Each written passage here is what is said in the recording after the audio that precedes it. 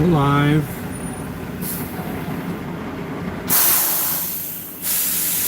Playing wait and see, air brakes, traffic, all kinds of stuff.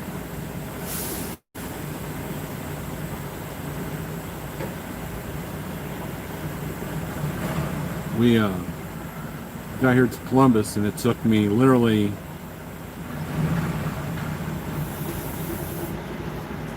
35 minutes just to check in. Luckily it wasn't raining because we had to stand outside because only 3 people are allowed in the office. So I figured I'd go live because, you know, that's what you do when you're bored. Everybody's being kind of quiet on the phone. Eric did try to call me, but you know. When are you going to join the big leagues? Let's see here. Daniel Adami, the whole Quick Lanes, what's up? BLR, Scott SRO, TJ Jones, Bob G, RD Truckin'. When are you going to join the big leagues? We can talk about that if you want. What's up, sitting at a dock in Indy? I am not far from you. Well, I guess I kind of am. Got a long day ahead of me. Luckily, it's an open window on the delivery side. And she said she would call me if there was when the door comes open. There's a guy here with a really nice W9 that is before me. Be interesting to see how he gets in the dock because these docks are kind of tight up here. Daryl Worth, what's up? Truckin' Scott, Big Houston, Truckin' OD. Hey, what's up? Jesse Bennett, James Best. James Best failed. He did a test and it failed earlier. Good afternoon. That was funny. And it was kind of funny. I was sitting there just minding my own business, and Eric called me and he goes, "Hey man, did you see Red Viking Trucker mentioned you?" And I'm like, "What?" I guess you know, those of you who don't know, if you're watching Jeffrey Like, aka Big Rig Radio Network yesterday, he brought me on the live feed because he's got that StreamYard thing, which everybody's doing. And then right after me was Red Viking Trucker. Now, I've never talked with Red Viking Trucker. I don't subscribe to his channel. I've watched a few videos because, you know, when him and the people that attack him go back and forth, it's kind of funny to watch. But beyond that, you know, I don't really, you know, I don't get it, you know. So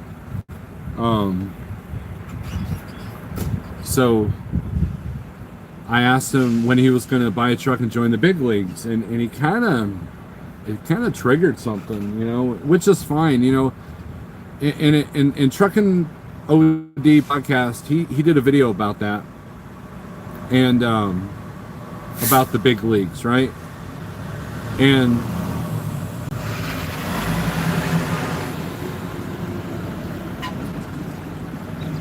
Red Viking Trucker, I went and watched the video, and he's talking about risk mitigation, right? You know, he can make the same amount of money, if not more money, than a company driver with less risk. And I get that.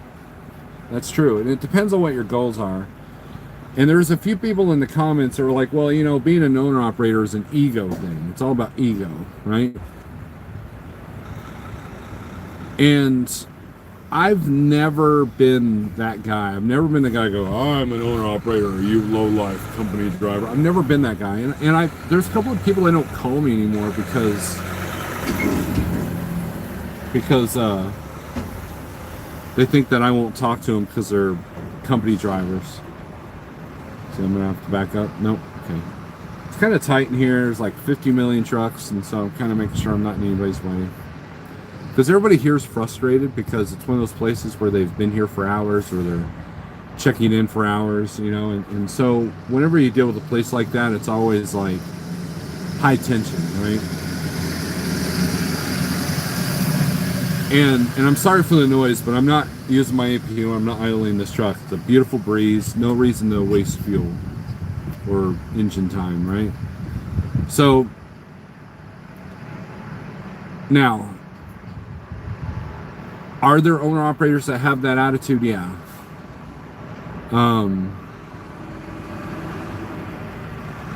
And I get the risk mitigation thing. You know, from the time that you get your CDL, from that very moment, you have people telling you to become a lease operator, become an owner operator, you know, and that's why I did that video, is it difficult, last Friday. And I get it, this isn't for everyone, but you know, it depends on the goals, right? You know, Red Viking Trucker was right about a couple of things. He said, he was talking about multiple streams of income, which is true. You want that. That's every entrepreneur that I know that's very successful, that's what they do. They have multiple streams of income.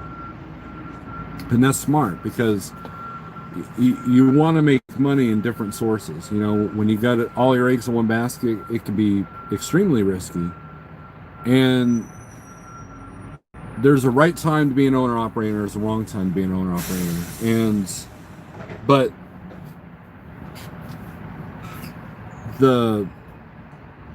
you know, and I'm not faulting Red Viking Trucker for not wanting to take that risk, because he said that, you know, he's got other avenues that he works in, which is fine.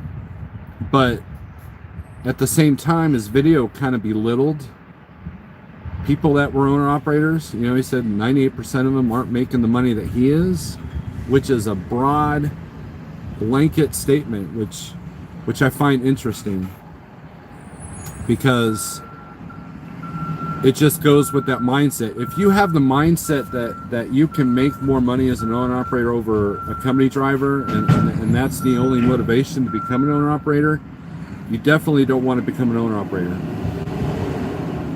If you have a lot going on at home, if you're the sole breadwinner, and everything is riding on you, then you really have to think carefully if you want to be an owner operator. But if your goal is to have a business and run a business, and it could be another stream of income, just know that you'll have to make sacrifices, you'll have to go outside your comfort zone, and there's a lot of things that you control, but there's a lot of things you can't control, like this situation that I'm in.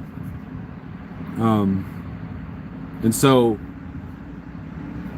it's kind of like what Truckin' OD was talking about. It's like, okay, he feels he's in his big leagues, which I'm not sure what that is.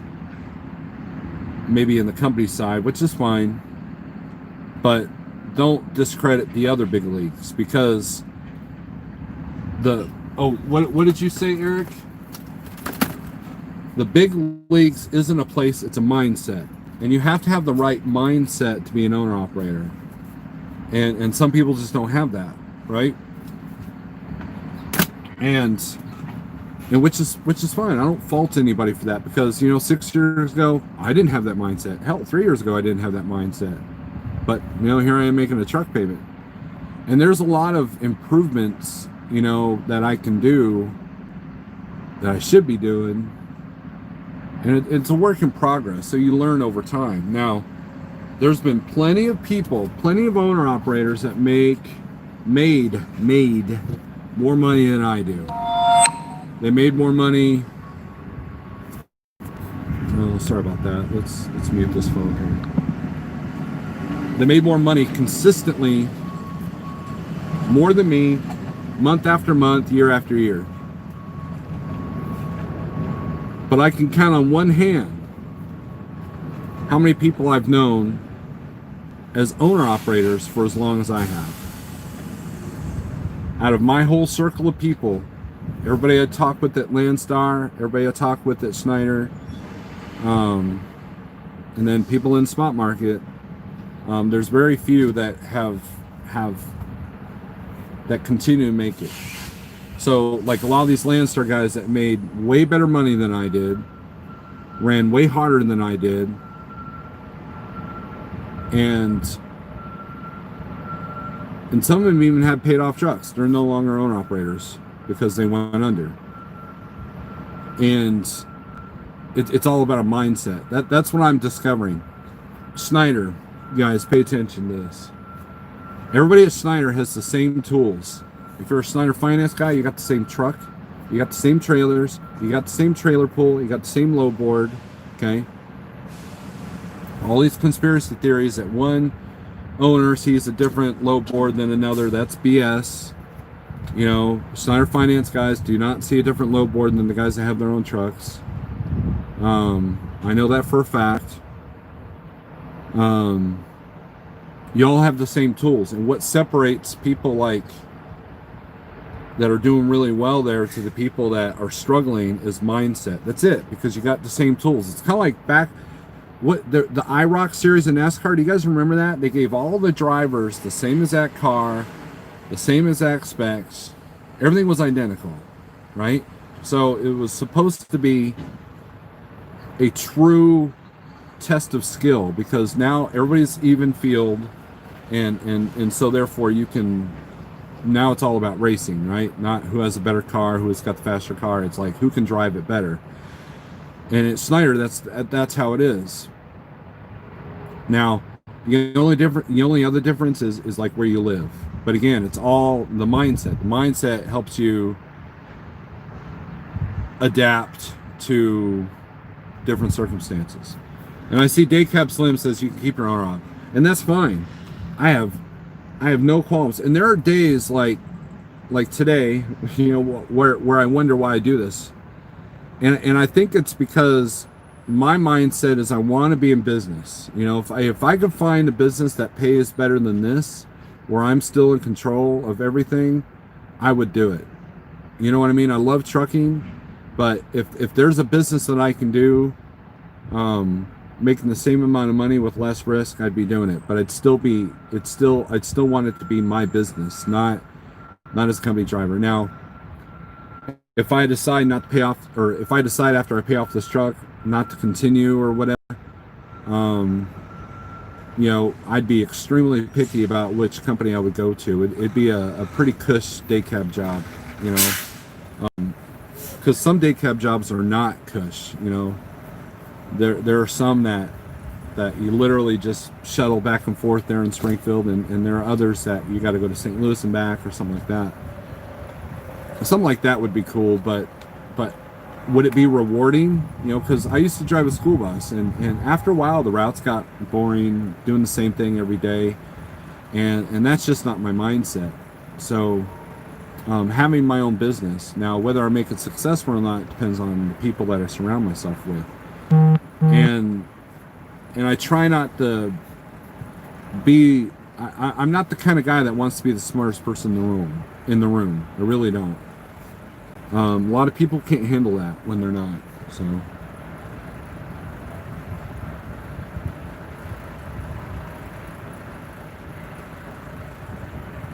obviously it's an ego thing. Look how big Snow Alert's head is. That's true. Quick Williams, your company, Next Gen. Red Viking trucker knows the situation, does what he does based on that. Can't tell him it's wrong. Right, and I'm not telling him it's wrong. It was just kind of interesting that I kind of triggered a whole video when I asked him if he wanted to join the big leagues. I get paid in peanuts like Dumbo the elephant. Trucker Wild, what's up? I'm starting to think you may be getting paid in Harleys Next Gen.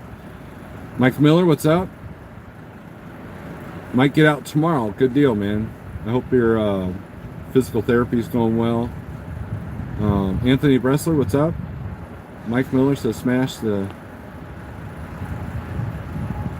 none ran the same. 2 reasons not to become an owner operator. 1, you want more time off. 2, you want to make more money.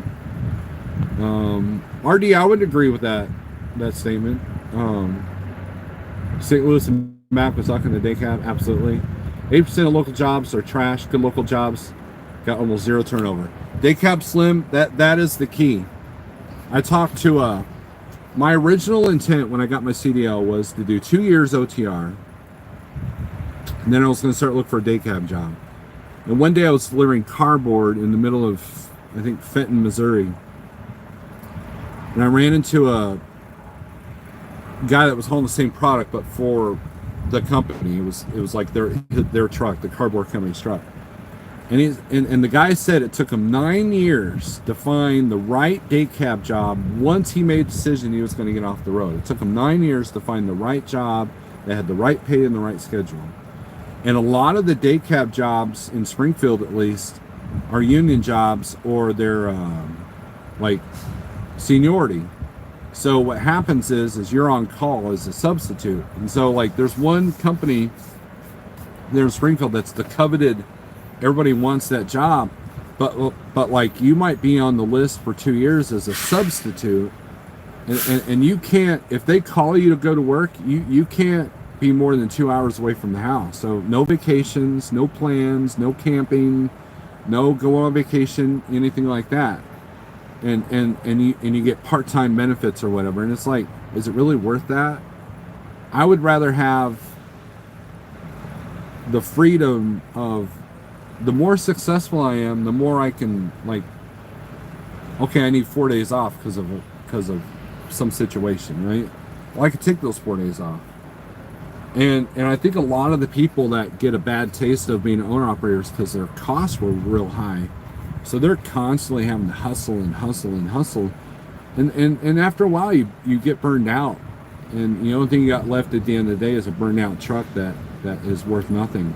And I get that. RBT talked about that. And so it's more of a mindset than a status, right? It's more of a mindset than a money grab. I have a friend of mine that's very logical minded. He had thought about becoming an owner operator, but he decided not to, based off just the raw math and what his needs at home were. And so he changed his focus to another direction, which is fine. So so if you're keeping up with all that stuff, then that's how it went down. So, but I would be curious to see how Red Viking Trucker would do as an owner operator. Does he have what it takes to deal with the BS that we have to deal with? TC says, I tried owner ops twice. It's very hard to get me on having to pay for ancillary bills like health insurance. Right. If I had to pay health insurance, or if my wife didn't have a good job, I could not be doing this the way I run. I'll just flat out tell you guys. It helps to have a working wife, TC. Otherwise, yeah, already just kind of proved my point. People think that they can just get off the road and go local and make big bucks. Wrong. Absolutely. That's absolutely correct. Take cab. Because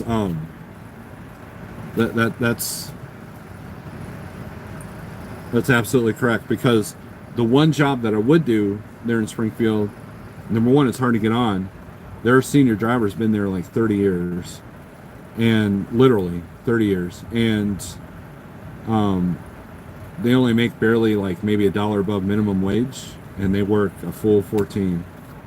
So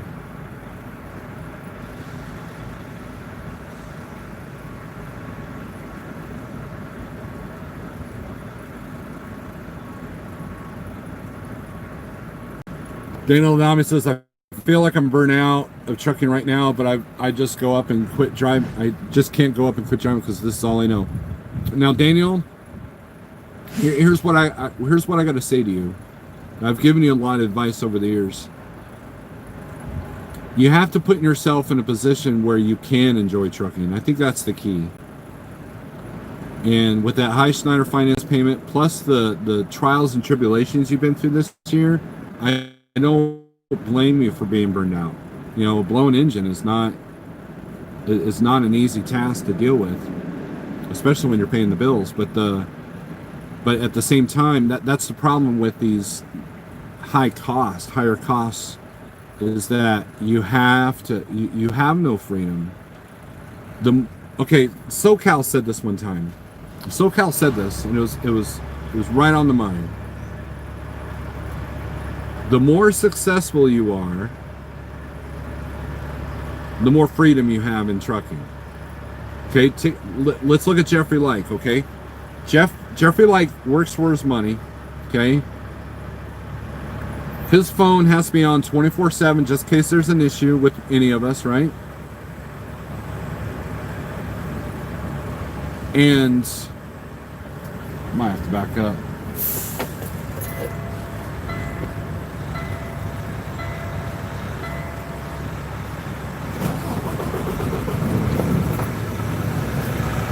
Williams, if you want, I could back up, give you more room to swing around that guy.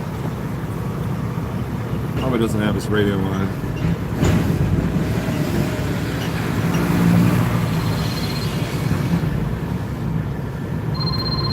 Oh, hold on. Hello? 60? All right, will do. Thank you.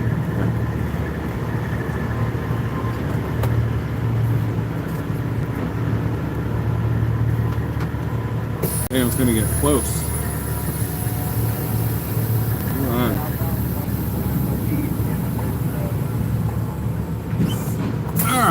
All right, guys.